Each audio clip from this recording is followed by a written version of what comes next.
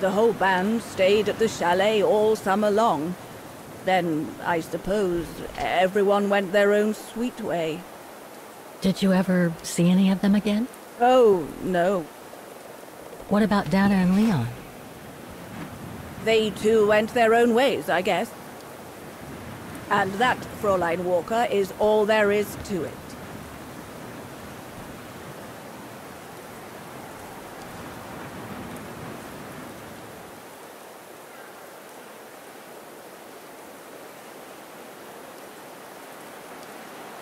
Do you know if she's still alive?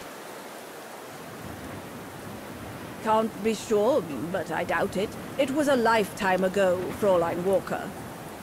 Where do you think she might be if she were? No idea. Things went from bad to worse after that summer. Not to mention half the town was razed during the war. Did Dana leave anything here? Any documents or anything that might help me find where she went?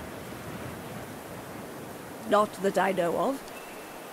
But I suppose there might be in Father's old coffer.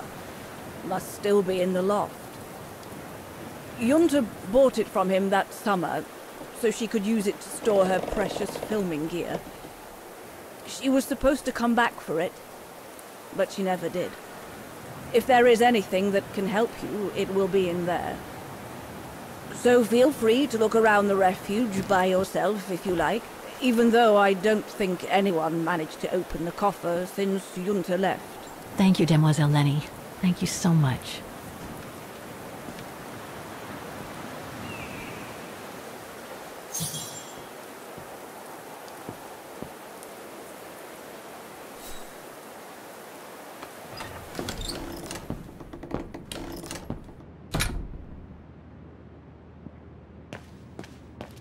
That must be the piano Dana played on the night she met Leon. The night Lenny told me about.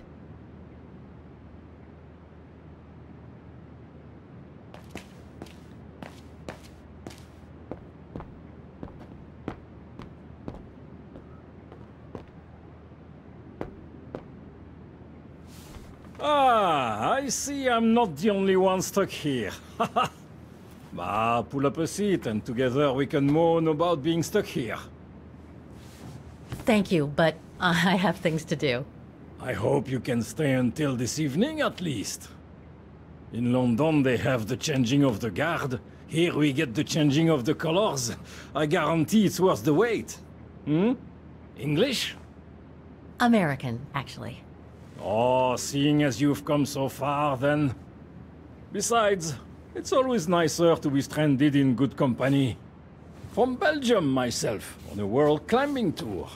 Stranded? Didn't you know? They've closed the Teufelskragen. That's the path they call the Devil's Pass. So that's what all the fuss is about. All down to climate change. You mean the thaw, right?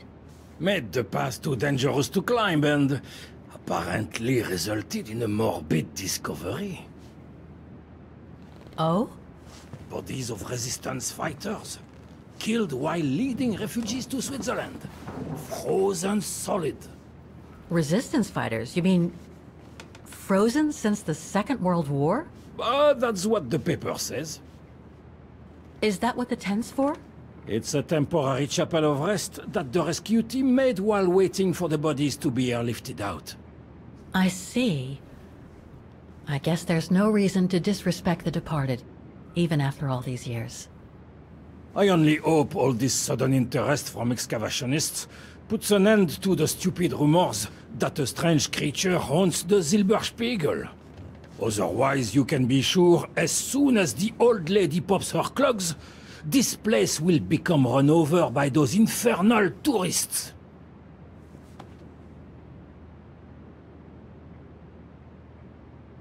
Can you tell me about this Devil's Pass? Oh, it's on the far side of the cirque, looking out from the terrace. As you can imagine, it's called Devil's Pass because it's extremely dangerous. Most of all because of the risk of avalanche. Only seasoned alpinists can negotiate it, really. As a professional alpinist myself, what I love about it is knowing I'm climbing in the tracks of courageous climbers of bygone times. There's a real sense of history about it. For example, resistance fighters used it during the war to smuggle vagrants and other victims of the Brown Shadow into Switzerland.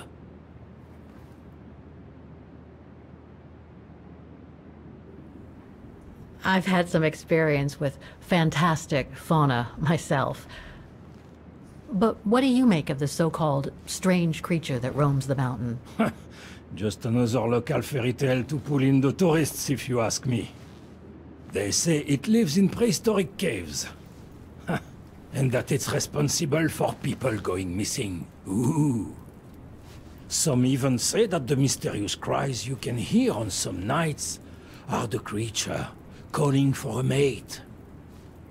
In other words, the usual twaddle you normally get in remote or uncharted places like the high mountain or the deep sea.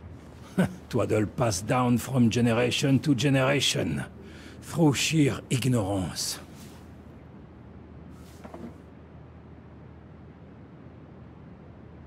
What about those frozen bodies they discovered at the foot of Devil's Pass? Well, due to climate change, the snow line has receded, revealing the bodies trapped in the ice since the Second World War. Most probably resistance fighters and exiles, trying to flee the fascist occupiers and reach Switzerland by the pass. I imagine they got caught in an avalanche.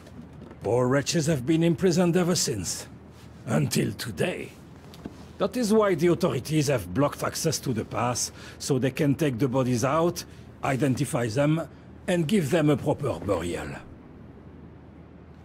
Right. Thanks for cluing me in. Anyway, I better get back to what I was doing. You are welcome, Fräulein.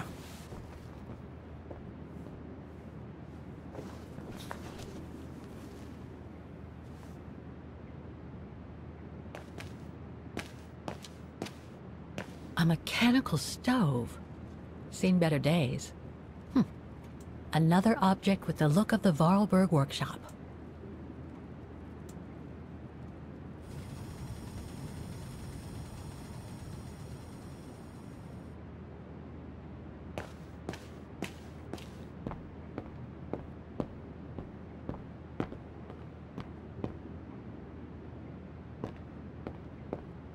Reminds me of Hans's automatons in Valladolid.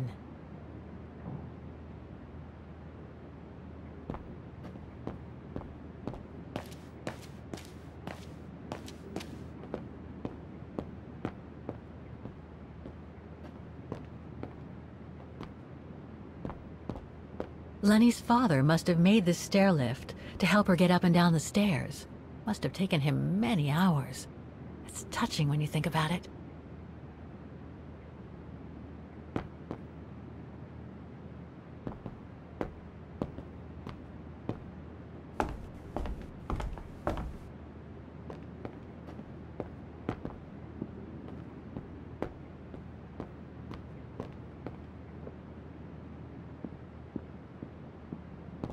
Dormitories. I wonder how many people stop at the refuge these days.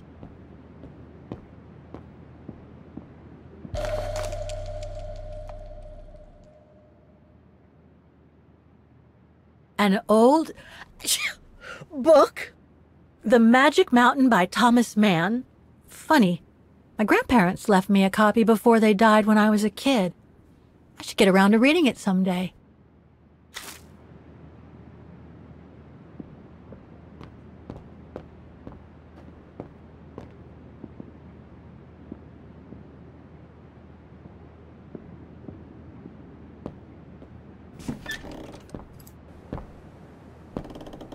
This must be Lenny's room.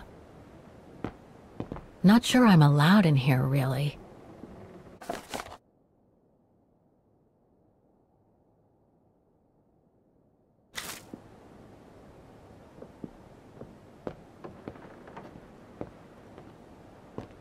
Photos of the refuge. Looks like they're arranged by time period. These date from before the war. There's even one from the summer when Dana worked at the refuge.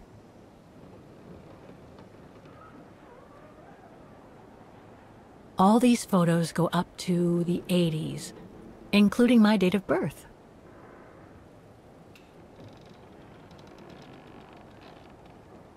This series ends at 2002, 3 years ago, when I began my journey with Oscar and Hans's train.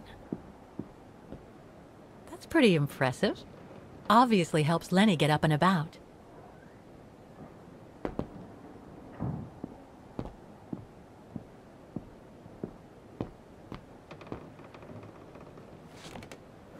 She's still sitting there, watching. Wonder what she's thinking about.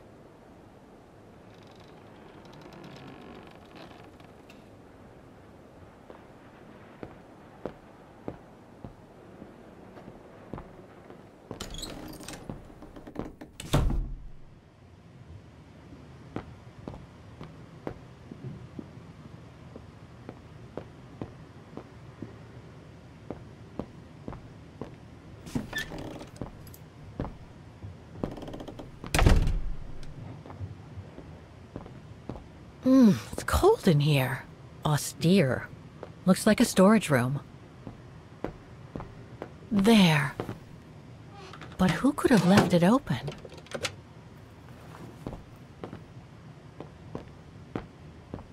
So that's the painting Dana told Lenny's father to buy. Not bad.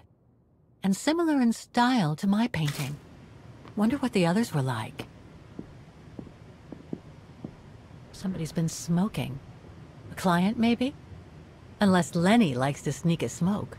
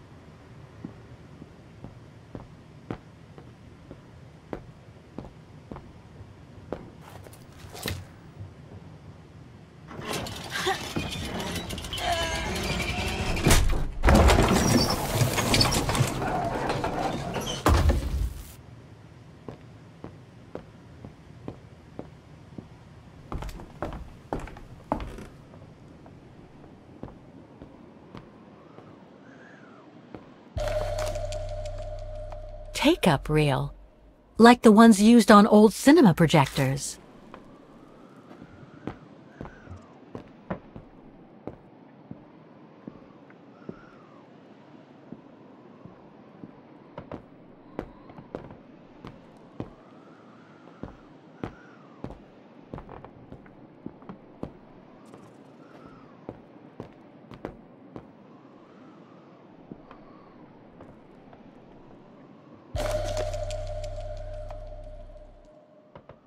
I must remember to ask Lenny about it.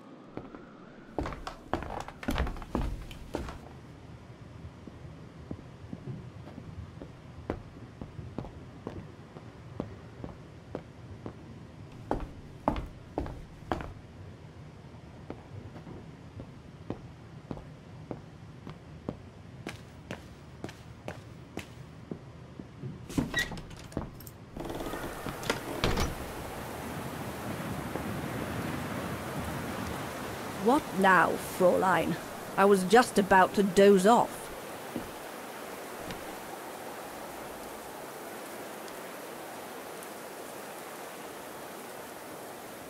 How did you meet Leon Kobates? Why do you ask? You from the police or something? No. I just thought I'd ask, since you seem to appreciate him. Didn't you? Fräulein, when I said you could look in the guest rooms, it didn't include my room. But yes, like I said before, he was a regular customer even before the episode with Dana. To me, he was like a movie star. What young girl wouldn't be bowled over by a young, handsome alpinist, and to top it off, an Olympic medalist?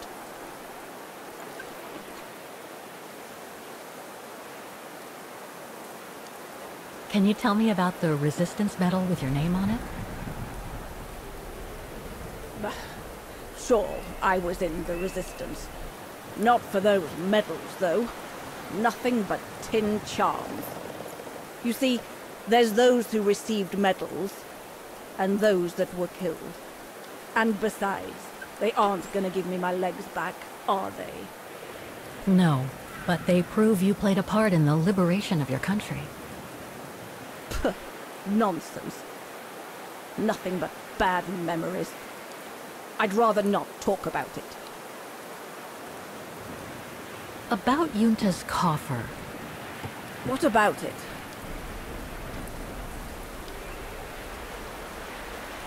Where did the coffer in the loft come from? In fact, Father made it himself during the long winter evenings. He wanted something more elegant and solid than the old family coffer where he kept the takings. So he made the one upstairs, thanks to the techniques he learnt when he worked in the Vorarlberg factory in Valladolid. Valladolid in France? That's right. The price Junta paid was equivalent to a month's worth of takings. Money well spent, though, because it was built like a mountain fortress. I'll be going then.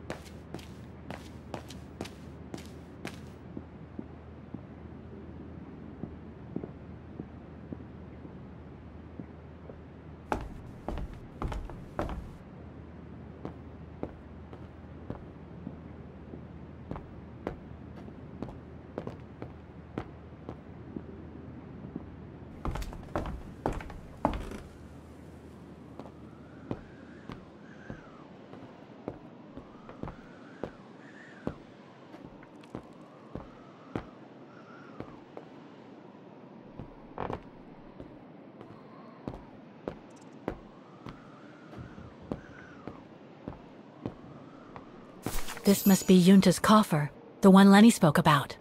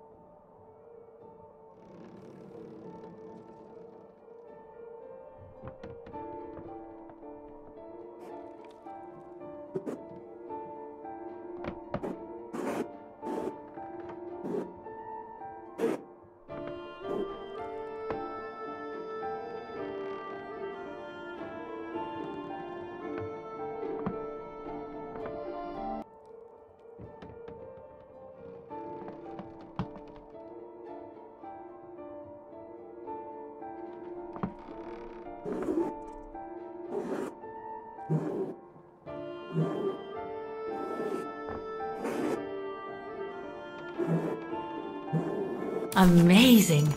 Now it shows the view from the terrace.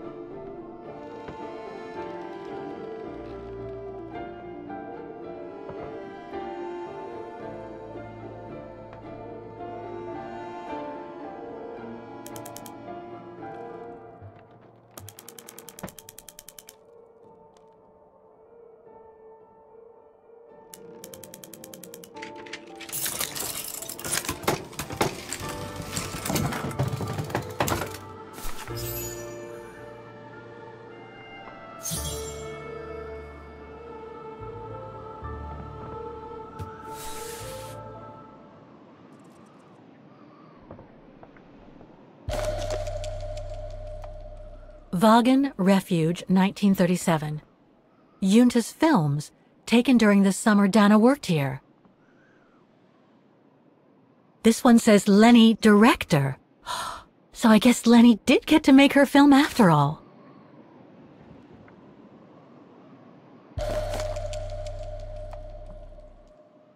No doubt Junta must have written this. Summer 1937. The year Dana worked here. Let's see. I filled my last diary last night. Ordered another one, but still waiting for supplies to be delivered to the refuge. Using an old envelope in the meantime. Today invited Dana for a chat after her shift.